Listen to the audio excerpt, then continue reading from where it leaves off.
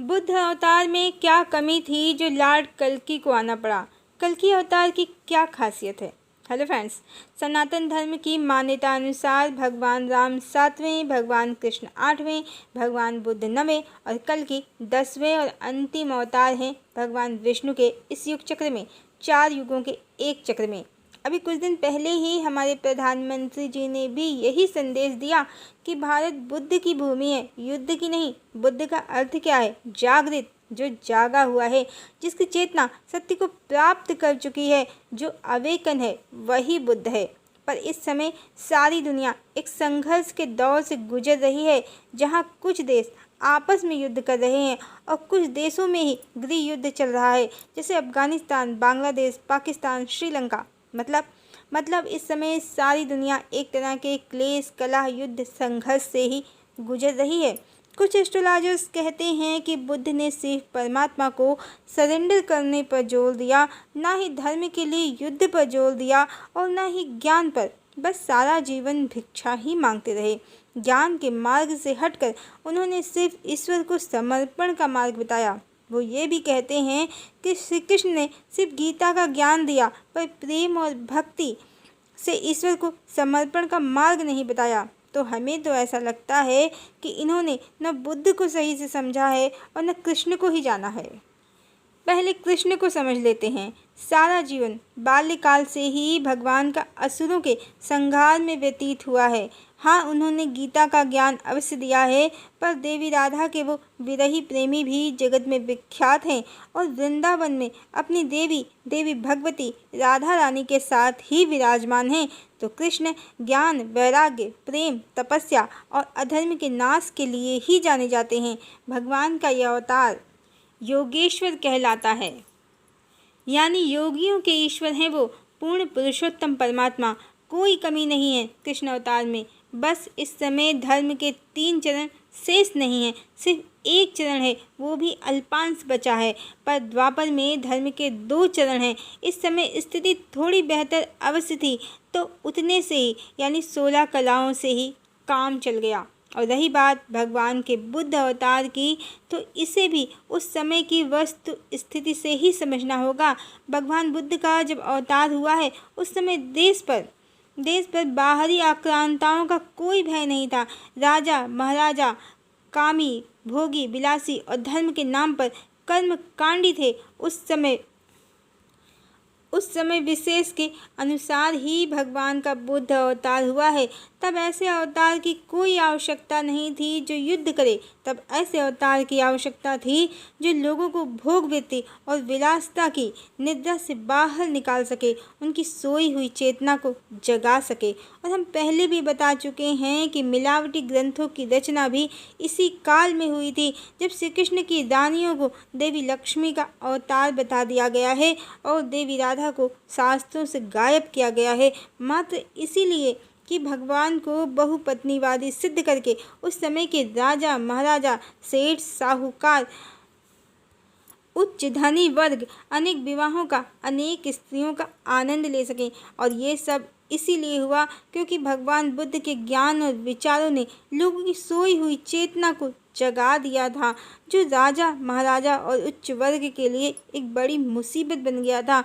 कारण बुद्ध ने जो ज्ञान दिया, आत्म जागृति का अपदीपो भाव, इससे लोग ईश्वर का सही स्वरूप भी जानने लगे थे और भोग विलास, काम, वृत्ति से विमुख भी हो रहे थे। तब उस समय के राजा महाराजाओं ने शास्त्रों में अपने चाटुकार विद्वानों द्वारा जमकर मिलावट करवाई, देवी राधा को शास्त्रों से गायब करवाया और श्री कृष्ण की रानियों को देवी लक्ष्मी का विभाजन और विस्तार बताया। भगवान राम के एक पत्नी व्रत का रहस्य और मर्म शास्त्रों से गायब कर दिया, सिर्फ इसीलिए कि भगवान बुद्ध का ज्ञान, उनके विचार इन लोगों की भोग वृत्ति के मार्ग में बाधा न बन सके और इन लोगों को अनेक रिश्ते बनाने का धार्मिक आधार मिल जाए। भला जब भगवान की ही कई अनेक पत्नियां होंगी तो संसार तो उनका ही अनुसरण करता है, तो लोग भी मल्टीपल रिलेशंस रख सकेंगे। कितनी बड़ी चाल है ये भोगियों कामियों की, जिसे कली की माया में ट्रैप साधारण लोग समझ ही नहीं पाते हैं। इस तरह धर्म और समाज दोनों ही पतित हुए। भगवान बुद्ध के ज्ञान ने फिर भी बहुतों की चेतना को जगाया और इस समय बौद्ध धर्म पूरे विश्व में फैला हुआ है और बुद्ध का अर्थ ही होता है चैतन्य, जागृत। उन्होंने जो ज्ञान दिया वो अप्रदीपोभव है, जिसका सीधा और सटीक अर्थ है स्वयं की चेतना को जागृत करना। बुद्ध ने तो ईश्वर की पृथक सत्ता मानने से ही इनकार कर दिया था और यही बताया कि आत्मा ही परमात्मा है, इसे ही जगाना है। तो बुद्ध ने सरेंडर जैसा कुछ नहीं सिखाया है। ये एस्ट्रोलॉजर्स ने इसीलिए शायद कह दिया है क्योंकि उन्होंने बुद्ध को नज़दीक से नहीं समझा है। सच तो ये है कि बुद्ध और कृष्ण दोनों ही अवतार एक जैसे ही हैं। दोनों ने जो ज्ञान दिया है वो भी बिल्कुल एक ही है। भगवान कृष्ण ने भी आत्म जागृति का मार्ग बताया है और भगवान बुद्ध ने भी। कृष्ण ने अर्जुन को कौरवों से युद्ध करने के लिए, अन्याय और अधर्म को समाप्त करने के लिए तैयार किया है और भगवान बुद्ध ने हर जीवात्मा को अपने अंदर के असुर को समाप्त करने के लिए तैयार किया है। और जो अंदर के अपने भीतर के शत्रुओं को परास्त नहीं कर सकता, वो बाहर के शत्रुओं से कैसे मुकाबला करेगा। और भगवान बुद्ध का जन्म भगवान राम के कुल में ही हुआ है और जन्म से भी वो क्षत्रिय हैं और कर्म से भी। क्या आप जानते हैं भगवान बुद्ध ने बाल्यकाल में अपने चचेरे भाई देवव्रत के द्वारा घायल किए हंस को बचाया, उसको जीवन दान दिया और जब न्याय हुआ तो यही निर्णय लिया गया कि मारने वाले से बचाने वाला श्रेष्ठ होता है। और बुद्ध ने यशोधरा को भी यूं ही नहीं पा लिया था। यशोधरा के पिता को बुद्ध बिल्कुल भी पसंद नहीं थे, कारण उनका संसार से विमुख होना। और तब बुद्ध ने यशोधरा के स्वयंवर में आए सभी क्षत्रिय युवकों को हरा दिया था, सबसे सटीक निशाना लगाकर तीरंदाजी में, जो उस स्वयंवर की शर्त थी। और यशोधरा के पिता को हारकर बुद्ध से यशोधरा का विवाह करना पड़ा था। बुद्ध हमेशा से जागृत, एकाग्र चित्त व्यक्तित्व थे और उन्होंने स्वयं को तो संबोधि की अवस्था में लाया ही बहुतों की चेतना को संबोधि प्रदान की। इतना ही नहीं, जब बुद्ध ने अपने लक्ष्य को प्राप्त कर लिया तो यशोधरा से मिले भी। और प्रसिद्ध है कि यशोधरा महल से बाहर नहीं आई, बल्कि बुद्ध ने अपनी गलती मानी और वो महल में गए और यशोधरा के इन प्रश्नों का उन्होंने कोई उत्तर नहीं दिया। जब यशोधरा ने कहा कि मैं एक क्षत्राणी हूँ, यदि आप मुझे बताकर ज्ञान के पथ पर जाते तो मैं आपको रोकती नहीं, कि आपने मुझे इस योग्य भी नहीं समझा। सत्य है, बुद्ध डरते थे कि बताने पर यशोधरा उन्हें जाने नहीं देंगी। यदि वो यशोधरा को बताएंगे तो वो कमज़ोर पड़ जाएंगे। यही बुद्ध के बिना बताए जाने का कारण था और इसीलिए बुद्ध के पास यशोधरा के इस प्रश्न का कोई उत्तर नहीं था। पर बुद्ध वही होता है जिसका व्यक्तित्व ख्याति प्राप्त करके भी अपनी त्रुटियों को स्वीकारता है। और बुद्ध ने अपनी गलती मानी और जब यशोधरा ने राहुल से ये कहा संतप्त होकर, बुद्ध को संतप्त करने के हेतु मात्र कि अपने पिता से पूछो क्या है उनके पास, तुम्हारे लिए क्या संपत्ति है, वो तुम्हें क्या दे सकते हैं। और तब बुद्ध ने कहा कि जो मेरा है वो तुम्हारा है और वो राहुल का भी है। और वो यशोधरा और राहुल दोनों को साथ ले गए उस ज्ञान के पथ पर जो उन्होंने चुना था। तो बुद्ध जीवन के हर पथ पर एक कुशल योद्धा रहे। राम ने मर्यादा सिखाई, पिता और पत्नी को दिए वचनों का निर्वाह किया, पिता के वचनों के लिए मिलता हुआ राजपद छोड़ दिया और पत्नी को जो वचन दिया कि आपके अतिरिक्त राम के मन, वचन और कर्म में कभी कोई स्त्री नहीं आएगी, उसका निर्वाह किया। देवी सीता के अयोध्या से चले जाने पर राम ने सारा जीवन भूमि पर शयन किया, सन्यासी सा जीवन जिया। पर राजा महाराजाओं के उस काल में, जब राजा महाराजाओं की हजारों स्त्रियां होती थीं, दूसरी स्त्री का विचार नहीं किया। कृष्ण ने योग सिखाया कैसे हजारों स्त्रियों की भीड़ में भी वो सदा योगी की भांति निर्लिप्त रहे। यही भगवान के योगेश्वर स्वरूप का रहस्य है। हृदय तो देवी राधा को दे दिया और हजारों आसक्त स्त्रियों की इच्छा मात्र पूर्ण की, पर देवी राधा का स्थान, सम्मान और अधिकार किसी को भी नहीं दिया। कोई भगवान की अर्धांगिनी नहीं कहलाई, क्योंकि अर्धांगिनी का अर्थ ही होता है आधा हिस्सा, और जहाँ हजारों की भीड़ हो वहाँ अर्धांगिनी नहीं होती। क्या आप जानते हैं, जब परीक्षित का जन्म हुआ था तो भगवान ने अश्वत्थामा के ब्रह्मास्त्र से उत्तरा के गर्भ में पल रहे परीक्षित को अपनी योग माया से बचा लिया था, पर वो जन्म में मृत ही थे। और तब भगवान ने यही वचन कहे थे परीक्षित को जीवित करने के लिए कि यदि मैंने सदैव जीवन पर्यंत धर्म का पालन किया हो, सदैव सत्य ही भाषण किया हो और जीवन पर्यंत ब्रह्मचर्य का पालन किया हो, तो ये बालक तत्क्षण जीवित हो जाए। और भगवान के ये सत्य वचन कहते ही परीक्षित जीवित हो उठे थे। अब इतने सारे विवाह तो ब्रह्मचर्य कैसा, तो ऐसे ही कि हृदय तो आदिशक्ति कल्याणी देवी राधा को दे दिया, और शरीर पर आसक्ति स्त्रियों को शरीर दे दिया, पर हृदय नहीं दिया, अपना समर्पण नहीं दिया, किसी से राग या लगाव नहीं किया। इस तरह संसार में रहकर भी संसार से निर्लिप्त रहना, यही भगवान श्री कृष्ण के अवतार का परम रहस्य है, जो गोपियों रानियों की नकली प्रेम कथाओं में खो गया है, कहीं और ही खो गया है। भगवान श्री कृष्ण तप त्याग तपस्या के जो महा अवतार हैं, उसे कोई कभी जान ही नहीं पाया। और गीता जैसा जो ज्ञान दिया, जो एक बार कायदे से कोई पढ़ ले तो उसे संसार की कोई माया ईश्वर से विमुख नहीं कर सकती और संसार की आसक्ति में कभी बांध नहीं सकती।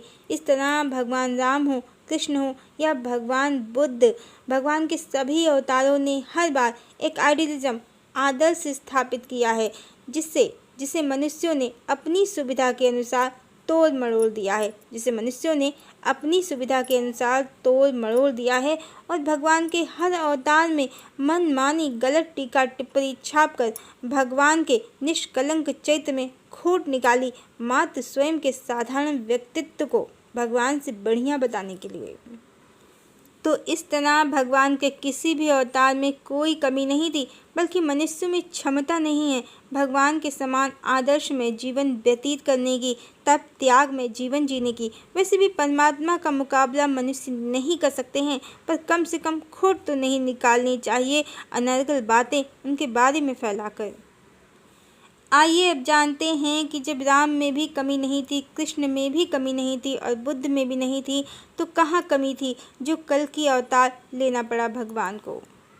तो पहले तो समय समय पर भगवान आते ही हैं, दूसरे मनुष्य ज़्यादा दिन तक धर्म के पथ पर चल पाते नहीं हैं, गलत आचरण करने ही लगते हैं संसार की माया से ग्रस्त होकर। तो मनुष्यों में इतनी क्षमता तो है नहीं कि ऊपर जाएं, भगवान के यहाँ उनसे ज्ञान लेकर आएं। इसीलिए अपनी बनाई दुनिया को कि वो ठीक से चलती रहे, इसके लिए भगवान को ही नीचे आना पड़ता है। तो इसीलिए भी कल्कि अवतार हुआ है। और त्रेता में धर्म के 3 चरण थे, सिर्फ एक नहीं था। इसीलिए भगवान के राम अवतार में 16 कलाओं से ही काम चल गया। रावण और असुरों का नाश किया, दुनिया के लिए शांति और धर्म का मार्ग प्रशस्त किया, दुनिया में शांति और धर्म की स्थापना की। द्वापर में 2 चरण नहीं थे धर्म के, तो भगवान 16 कलाओं से युक्त होकर आए और पूरा महाभारत ही हो गया। महाभारत में चीन, अफगानिस्तान और भी कई भूभाग शामिल हुए थे। फिर कलिकाल में जो बुद्ध अवतार हुआ, तब धर्म के 3 चरण नहीं थे, सिर्फ एक ही रह गया था। तो सोचिए क्या स्थिति होगी, मनुष्य कामी, व्यभिचारी, लंपट होकर विचरने लगे। तो भगवान ने बुद्ध अवतार लिया, डूबती हुई मानव सभ्यता को तारने आए भगवान इस अवतार में। और अब जब भगवान का कल्कि अवतार हुआ है, तो मनुष्य फिर से अधर्मी, नीच, पापी हो गए हैं, पहले से भी कहीं ज़्यादा। जो धर्म का एक चरण बचा था, वो भी अब थोड़ा ही बचा है, लुप्त प्राय ही है। और इस अवतार की यही खासियत है। पहले तो जैसा कि बहुत से एस्ट्रोलॉजर बता चुके हैं कि देवी राधा ही देवी वैष्णवी हैं, वो ही सीता हैं। इस जन्म में जब लॉर्ड कल्कि ने तपस्या की है, तो उनकी तपस्या के प्रभाव से ही देवी वैष्णवी की जागृति हुई है। उन्होंने अपने पूर्व जन्मों को जाना है कि वो सीता हैं, वो राधा हैं। और इस जन्म में जो कहानी है भगवान की, उसका उद्देश्य यही है कि श्री कृष्ण अवतार में जो भगवान के हजारों विवाह हुए हैं और देवी राधा को जो महाभारत और भागवत से हटा दिया गया है, उनके सत्य को, भगवान की असली प्रेम कहानी को जो मिटा दिया गया है, छुपा दिया गया है, उसका सत्य सामने आए। और भगवान की एक ही पत्नी हैं देवी राधा, जो माँ वैष्णवी के रूप में अवतरित हुई हैं। उनका सत्य संसार में प्रकाशित हो, परमात्मा का अर्ध नारीश्वर स्वरूप जगत में स्थापित हो। जो कली के अनुयायियों ने नकली कहानियाँ ऐड करके शास्त्रों में भगवान को मल्टीपल रिलेशंस वाला, पॉलीजेनी को सपोर्ट करने वाला पुरुष बना दिया है, उनका षड्यंत्र समाप्त हो। और दूसरे भगवान इस बार 64 कलाओं से युक्त हैं, यानी श्री कृष्ण से 4 गुना ज़्यादा शक्तियाँ हैं उनके पास। तो इस बार भगवान की लीला मानवीय नहीं होगी। भौतिक जगत में वो कोई युद्ध नहीं लड़ेंगे, पर अपनी ऊर्जा से बहुतों की चेतना को जागृत भी कर देंगे और साथ ही संपूर्ण ब्रह्मांड में वो परिवर्तन करेंगे। धरती का पोल शिफ्ट होगा उनकी ही ऊर्जा से। बहुत सी प्रलयंकारी परिस्थितियाँ उत्पन्न होंगी उनकी ऊर्जा से, जो सारे मटेरियलिस्टिक वर्ल्ड को समाप्त करने के लिए ही होगी। इस तरह पहले बहुत सा खंड प्रलय होगा, उसके बाद धरती पर डिवाइन एरा का प्रारंभ होगा। तो इस तरह कमी तो भगवान के किसी भी अवतार में नहीं है, पर हर युग और उसकी परिस्थितियों के अनुसार भगवान अपनी लीला को निर्धारित करते हैं। इस बार भगवान की ऊर्जा से डिवाइन सोल स्वयं ही जागृत होने लगेंगी। उन्हें चेतना और ईश्वर के रहस्य पता चल जाएंगे और साथ ही उनकी ऊर्जा से इस बार धरती पर पोल शिफ्ट होगा, जिससे धरती में बहुत से क्षेत्रों में ध्रुवीय स्तर पर परिवर्तन होगा, जिसका उदाहरण वर्तमान में सऊदी में बारिश पहले और अब बर्फबारी का होना है, जो कलिकाल में मनुष्य धरती पर पहली बार देख रहे हैं। और अंटार्कटिका में जहां ग्लेशियर्स और बर्फ का साम्राज्य था, वहाँ हरी हरी घास उगने लगी है। तो कल की भगवान इस तरह अपने दूसरे अवतारों से काफ़ी अलग और विशेष हैं। उनकी लीला के 2 रूप हैं। पहला तो उनकी व्यक्तिगत कहानी, उनकी प्रेम कहानी, जो जगदम्बिका को प्रेम और समर्पण की है। दूसरा रूप जिसके द्वारा वो सूर्य, चंद्र, नक्षत्र और धरती सब में एक बड़ा परिवर्तन करेंगे, जिसमें धरती की भौगोलिक स्थिति का बदल जाना भी शामिल है। और बहुत सा जन समुदाय जो लो एनर्जी में ट्रेवल कर रहा होगा, वो धरती के एनर्जी एरिया से आउट हो जाएगा और धरती पर डिवाइन एरा का अभ्युदय होगा। इस बार भगवान स्वयं से सीधे सीधे कोई ज्ञान नहीं देंगे और ना ही सीधे सीधे कोई युद्ध लड़ेंगे, लेकिन उनकी ऊर्जा से वो लोगों की चेतना को जागृत भी कर देंगे। और वो चेतनाएं या जीवात्माएं जो पूरी तरह से 3D में ट्रैप हैं, बिल्कुल वैसे ही जैसे सूर्योदय होने पर भी धरती का बहुत सा क्षेत्र बहुत लंबी अवधि के लिए अंधकार में ही रहता है, जो ईश्वर की ऊर्जा से भी स्वयं को जागृत नहीं करना चाहेंगे और माया को ही सत्य समझेंगे, तो वो धरती के डिवाइन एरा से पहले ही आउट कर दिए जाएंगे। और इसीलिए बहुत सा जन समुदाय अब धरती से बाहर होने वाला है, क्योंकि हाई कॉन्शियस सोल बहुत कम हैं, ज़्यादातर बुरी तरह से 3D में ट्रैप हैं। उन्हें आत्म जागृति की कोई इच्छा ही नहीं है। भगवान सबके लिए आए हैं, पर सबको आत्म जागृति में रुचि नहीं है, इसीलिए भगवान सबके लिए नहीं भी आए हैं। वो संत जनों और प्रभु के अनुयायियों के लिए ही आए हैं।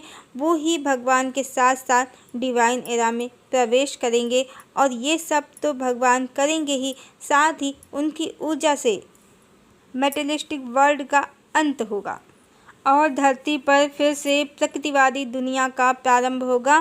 पेट्रोलियम पदार्थों का अंत भी ईश्वरीय योजना के अंतर्गत ही होगा, जिसके साथ ही बहुत से भौगोलिक परिवर्तनों के बाद नई दुनिया कहें या गोल्डन एरा का प्रारंभ होगा, जहां सभी स्त्री पुरुष प्रेम से रहेंगे, कोई किसी का शोषण नहीं करेगा। तो अपने पिछले अवतारों से भी तो अपने पिछले अवतारों से भी और धरती पर उपस्थित इस समय सभी मनुष्यों से भी कई गुना ज़्यादा शक्तिशाली हैं भगवान इस अवतार में।